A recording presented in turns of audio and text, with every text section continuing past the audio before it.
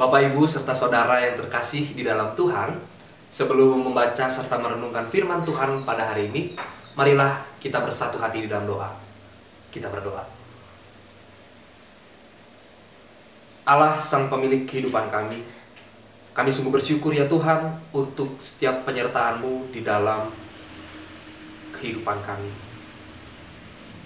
Saat ini ya Tuhan, kami hendak mempersiapkan diri kami untuk mendengarkan firman-Mu. Biarlah kiranya Tuhan mencurahkan Roh-Mu yang kudus, Roh penolong dan Roh penghibur, untuk memampukan kami dalam memahami setiap firman yang akan Tuhan taburkan dalam hidup kami. Ya Tuhan, kiranya Engkau juga memampukan baik kami yang akan mendengarkan maupun hamba-Mu yang akan menyampaikan. Biarlah kami boleh memahami firman-Mu bukan karena kehebatan dan kepintaran kami, melainkan karena pertolongan Roh-Mu yang kudus yang terus bekerja di dalam hidup kami.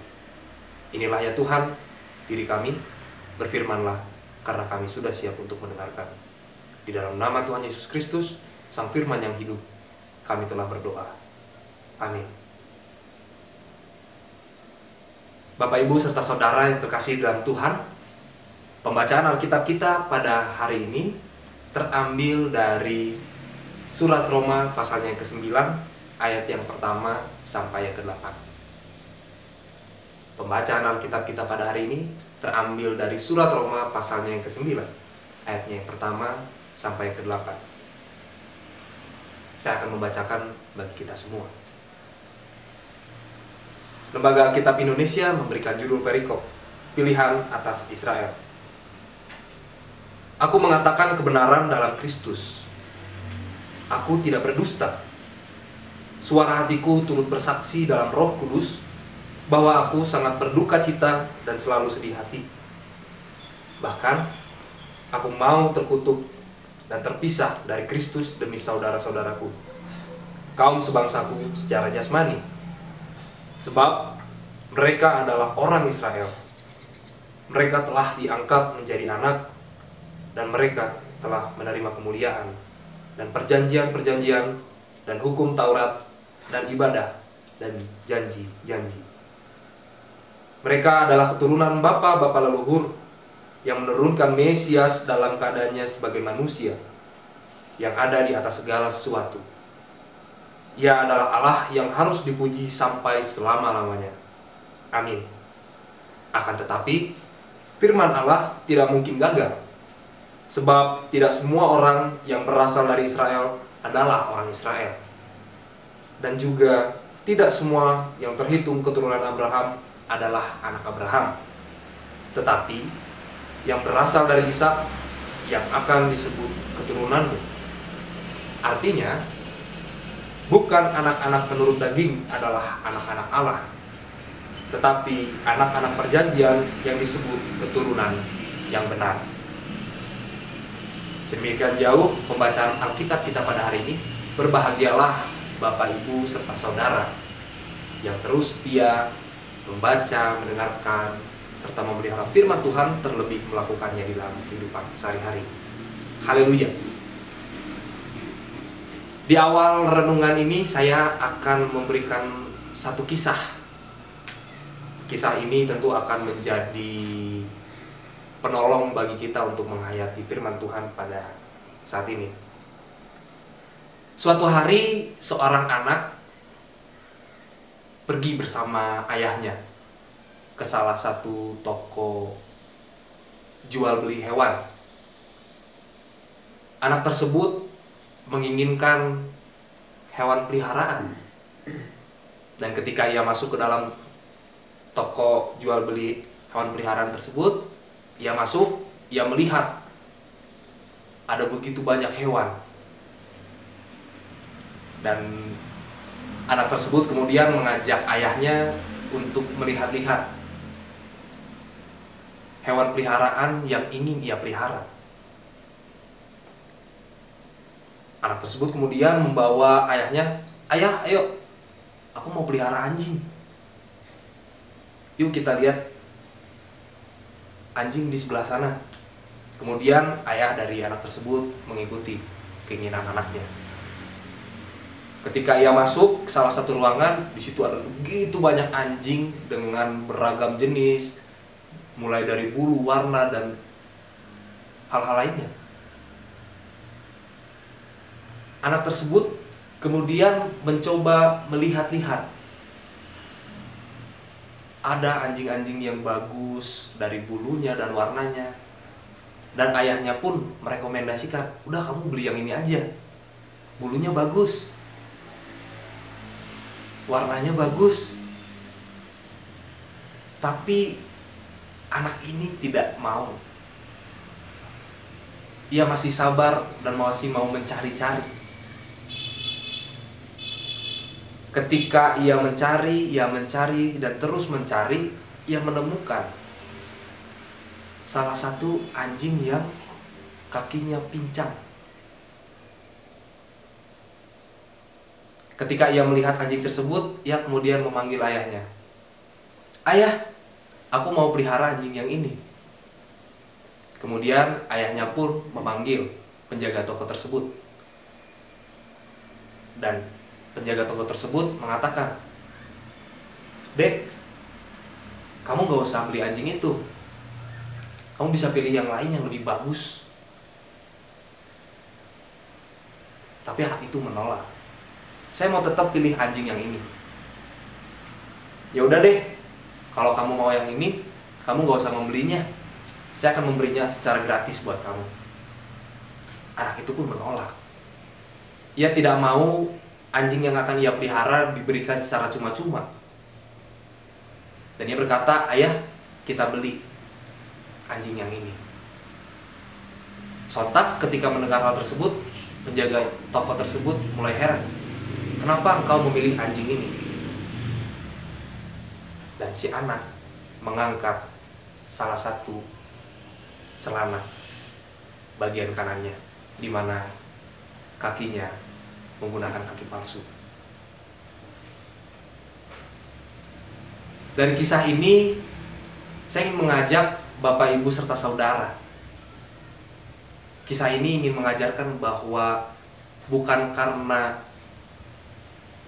kehebatan, bukan karena ada sesuatu yang bagus, tetapi karena keterbatasan, anak itu mau memilih hewan peliharaan. Meskipun anjing yang dipilih itu memiliki kaki yang pincang, ia tidak bisa berjalan seperti anjing-anjing biasanya, tidak bisa berlari seperti anjing-anjing biasanya. Melalui kisah ini, saya ingin mengajak Bapak, Ibu, serta saudara bahwa pembacaan Alkitab kita ingin mengajak dan mengingatkan kepada kita bahwa Allah memilih kita sebagai umatnya bukan karena kehebatan kita, bukan karena warna kulit kita, bukan karena etnik kita, bukan karena budaya kita, tetapi semata-mata karena kasih karunia. Allah mau memilih kita. Di dalam pembacaan Alkitab kita pada saat ini, Rasul Paulus mengungkapkan rasa kesedihannya. Ia mengungkapkan rasa duka citanya ketika ia melihat realitas bahwa umat Israel, yakni umat pilihan Allah, justru tidak taat kepada perintah Allah. Ada sebagian besar orang-orang Israel yang tidak mengasihi Allah. Kita tahu bahwa Israel sudah menjadi bangsa yang dipilih oleh Allah, dan kita bisa membacanya di dalam Ulangan 7 ayat yang ke-6 sampai ke-8. Saya akan membacakan bagi kita semua. Bukan karena lebih banyak jumlahmu dari bangsa manapun juga, maka hati Tuhan terpikat olehmu dan memilih kamu. Bukankah kamu ini yang paling kecil dari segala bangsa? Tetapi karena Tuhan mengasihi kamu dan memegang sumpahnya, yang telah diikrarkannya kepada nenek moyangmu, maka Tuhan telah membawa kamu keluar dengan tangan yang kuat dan menebus engkau dari rumah perbudakan, dari tangan Fir'aun raja Mesir. Bangsa Israel dipilih bukan karena ia adalah bangsa yang besar, justru karena ia adalah bangsa yang kecil. Bangsa Israel dipilih karena Allah terpikat. Allah ingin menjadikan bangsa Israel sebagai orla goib, cahaya bagi bangsa-bangsa lain. Tetapi di dalam proses, di dalam perjalanannya, bangsa Israel tidak mampu memenuhi apa yang menjadi keinginan Allah.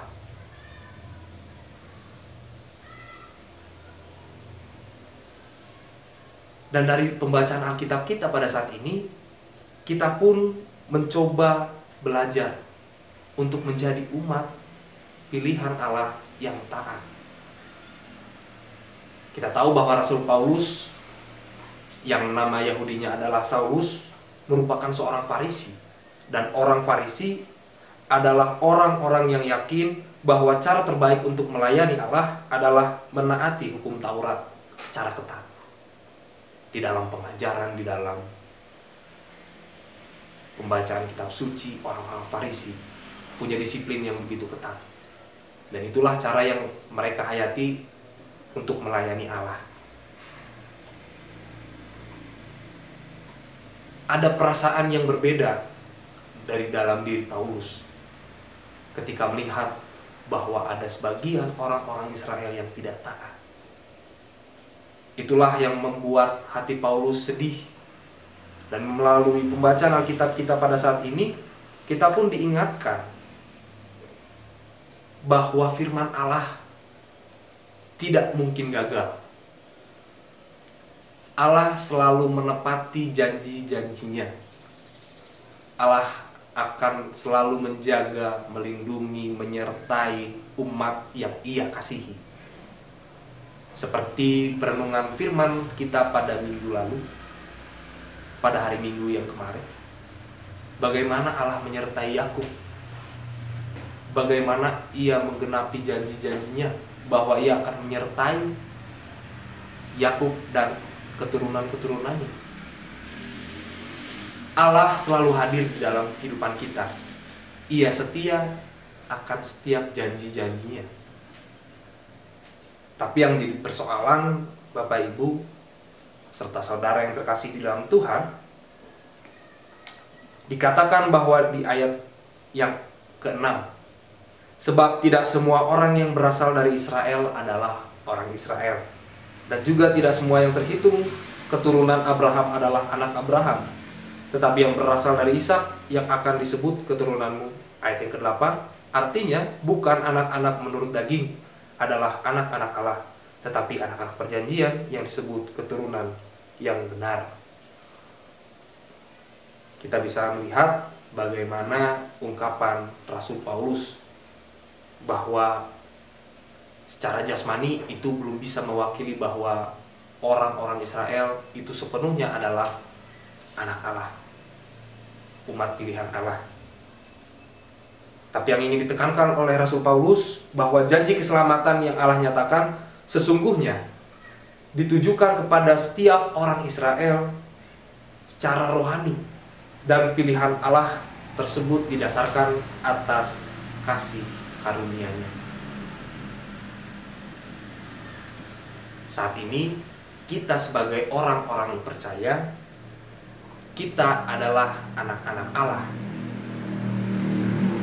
Anak-anak Allah yang bukan dilihat secara fisik,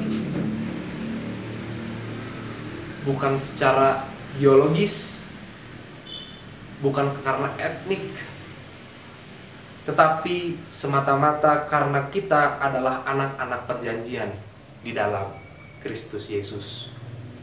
Kita telah dimateraikan oleh darah dan tubuhnya yang telah dicurahkan bagi kita semua.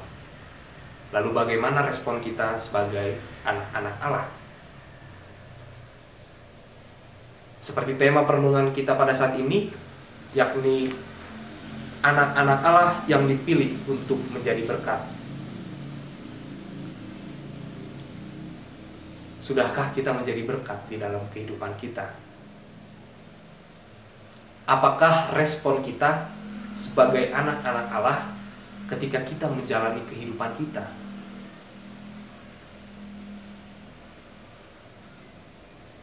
Kita dipilih sebagai anak Allah, tentunya harus kita respon dengan penuh kerendahan hati dan ungkapan syukur. Dan ungkapan syukur tersebut bisa kita nyatakan di dalam kehidupan kita, yakni menjadi berkat bagi sesama kita. Kata berkat digunakan di dalam Perjanjian Baru yang berasal dari bahasa Yunani, yaitu eulogio, yang berarti ucapan yang baik atau laporan yang baik tentang seseorang. Jadi berkat itu pun bisa muncul dari hal-hal yang paling sederhana, yakni apa? Ucapan kita, kata-kata kita, tutur kata kita. Apakah informasi yang kita berikan, apakah berita yang kita berikan kepada orang lain itu menjadi sebuah berkat?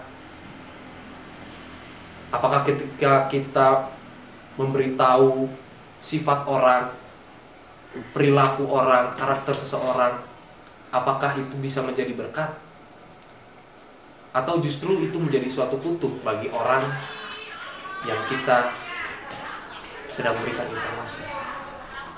Berkat tentunya akan baik diterima oleh orang yang menerimanya. Dan menjadi berkat bagi sesama pun menjadi sebuah momen bagi kita untuk menghayati keberadaan kita sebagai umat Tuhan di tengah-tengah kehidupan beragama. Apakah kita sudah mampu menjadi anak-anak Allah, menjadi agen-agen kerajaan Allah yang hadir di tengah-tengah dunia? Selamat menghayati panggilan Bapak, Ibu, serta Saudara sebagai anak-anak Allah, dan selamat menjadi berkat bagi sesama. Sebagai penutup, saya ingin mengajak Bapak, Ibu, serta Saudara, adik-adik, kakak-kakak untuk merenungkan dan mendiskusikan dua pertanyaan. Yang pertama, apakah kita menyadari bahwa kita dipilih menjadi anak-anak Allah? Lalu, apa respon kita sebagai anak-anak Allah? Pertanyaan kedua, sebagai anak-anak Allah, kita tidak hanya diberkati, tetapi juga menjadi berkat bagi sesama kita. Apa yang kita lakukan sebagai bukti bahwa kita menjadi berkat bagi sesama kita selama sepekan ini? Selamat berdiskusi. Tuhan memberkati.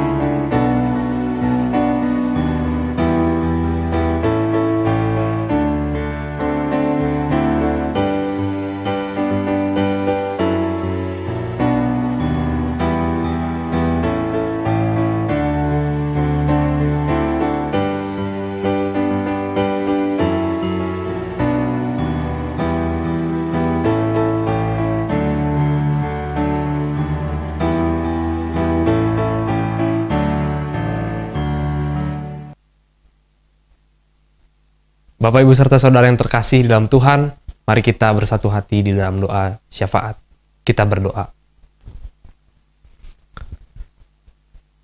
Kami sungguh bersyukur ya Tuhan untuk firman yang boleh mengingatkan kami.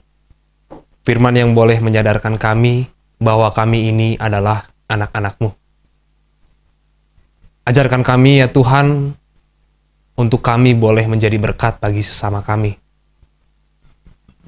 Mampukan kami ya Tuhan, supaya kami boleh menjadi anak-anak-Mu yang taat dan setia akan pengajaran dan menuruti setiap firman Tuhan. Sehingga biarlah kehendak-Mu yang kami cari di tengah-tengah dunia ini. Dan kami pun boleh menjadi perpanjangan tangan Tuhan. Saat ini pun ya Tuhan, kami ingin berdoa untuk persekutuan kami. Meskipun kami hanya beribadah dari rumah, biarlah hal tersebut tidak kemudian mematahkan semangat kami untuk mau terus mendengar firman Tuhan, untuk mau terus belajar dan diingatkan melalui setiap persekutuan yang boleh kami jalani. Saat ini juga ya Tuhan, kami ingin berdoa untuk saudara-saudara kami yang sedang berada di dalam masa pemulihan ataupun saudara-saudara kami yang sakit. Kiranya Tuhan menjamah, memberkati, dan biarlah setiap perawatan, makanan, dan minuman maupun obat-obatan yang mereka konsumsi itu boleh menolong mereka untuk segera pulih dari penyakitnya. Dan kami pun berdoa ya Tuhan untuk saudara-saudara kami yang tengah berulang tahun. Biarlah ya Tuhan, di dalam hari-hari yang boleh mereka syukuri, ada sukacita dan ada pengharapan yang boleh terus mereka rasakan di dalam hidup mereka. Biarlah di dalam hari-hari berikutnya, mereka pun boleh terus berjalan bersama Tuhan, mengandalkan Tuhan, dan terus mencari kehendak Tuhan di dalam hidup mereka. Sehingga mereka boleh menjadi pribadi yang baik, yang taat, dan setia kepada Tuhan. Kami pun ya Tuhan ingin berdoa untuk proses pemilihan majelis di Gereja Kristen Pasundan Jemaat Lembang. Kiranya Tuhan memberikan hikmat serta kebijaksanaan kepada seluruh panitia yang pada saat ini sedang memproses proses pemilihan majelis yang sedang berlangsung. Biarlah di dalam setiap tugas dan tanggung jawab yang mereka harus kerjakan, itu semua boleh dilaksanakan dengan baik. Dan pada akhirnya, Tuhanlah yang memilih setiap orang-orang yang nantinya akan dipakai oleh Tuhan untuk melayani umat-Mu di tempat ini. Dan tak lupa ya Tuhan, kami pun ingin berdoa untuk bangsa dan negara kami, bangsa Indonesia. Kiranya Tuhan memberkati Presiden serta jajarannya, aparatur negara beserta para tim medis yang sampai hari ini terus berjuang ya Tuhan untuk melakukan penanganan COVID-19. Di tengah kelelahan, keletihan fisik mereka, di tengah kejenuhan yang mereka rasakan, biarlah Tuhan hadir, menopang, memberikan kekuatan serta penghiburan bagi saudara-saudara kami yang boleh terus berjuang menanggulangi COVID-19 ini ya Tuhan. Ada harapan yang kami sandarkan hanya kepada Tuhan.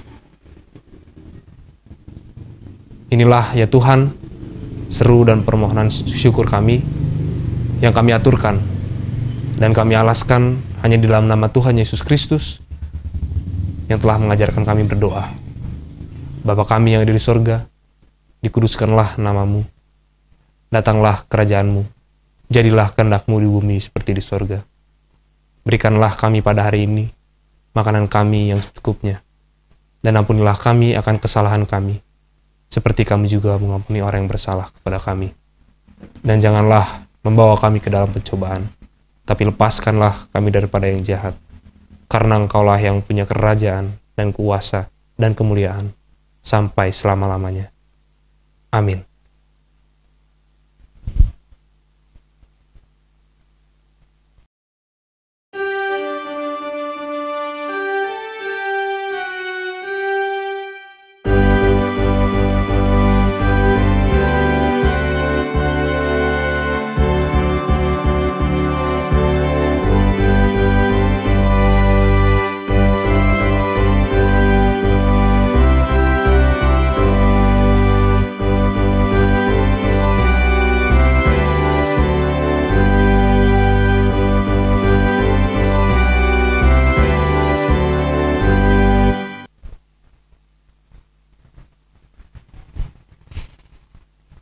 Bapak, Ibu, serta saudara yang terkasih dalam Tuhan, kini arahkanlah hatimu pada Tuhan dan terimalah berkat dari-Nya.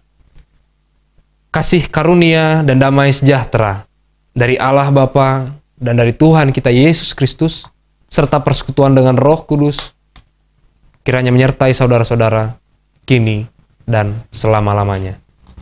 Amin.